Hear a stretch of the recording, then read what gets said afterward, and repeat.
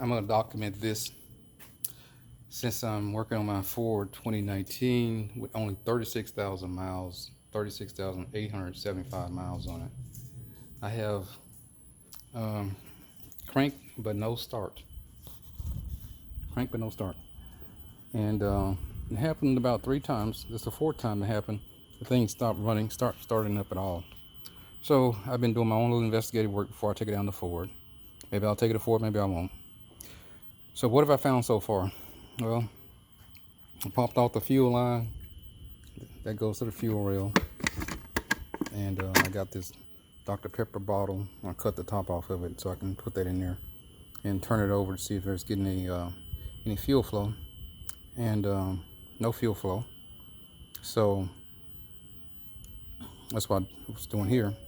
These are easier to deal with than the older ones. The connect and disconnects. These little red things here, these little red holders, they go in on this side. Then you press this piece in here and that'll release it. Or you can use the old fuel line disconnect devices. So I did that, turned it over, no fuel.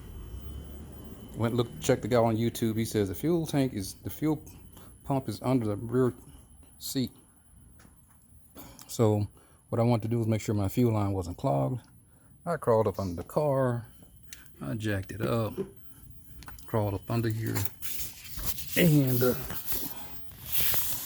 this is a 2019. It's not supposed to be having this kind of problem. Found the fuel line out of the tank. See here. There's 2, but the one that came down, that's the one that's out of the tank. Disconnected it, and I blew on the disconnected end up on the engine to make sure that line was clear, and blew the gas out the line, and that's a clear line now. Of course, I could be trying to check the voltages on that power module. I replaced that module twice. Yes, no, the car's not on jack stand. Sorry, I'm just doing this kind of quick check. That's all it was. So I checked the, make sure that that line wasn't blocked by any chance. I mean, this happened 3 times. This car only got about 36,000 miles on it. Can't believe that. I never had a Ford do this. 36. I've got a Ford Expedition. My wife drives a Ford Fusion. I've never had.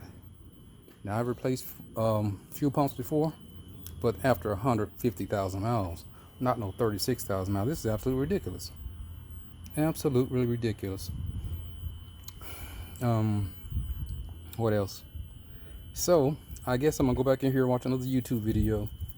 There was a guy showing you which lines to check for the voltages. So I'm gonna check that and see if the voltages are there on the fuel pump control module. And the fuel pump control module is right back here. And I replaced that twice actually. I mean, I did it again this evening just for good measure. You know, I work in electronics. I have had bad parts. They were brand new. So I figured I'd do that before I called the tow truck and have them towed down to the dealership. But after I watched this guy show where the fuel tank, the fuel pump is at, how easy it is to get to it. Looks like all you need to do is take the seats out, and there's a cutout for it. So if that's all I got to do, I can do that.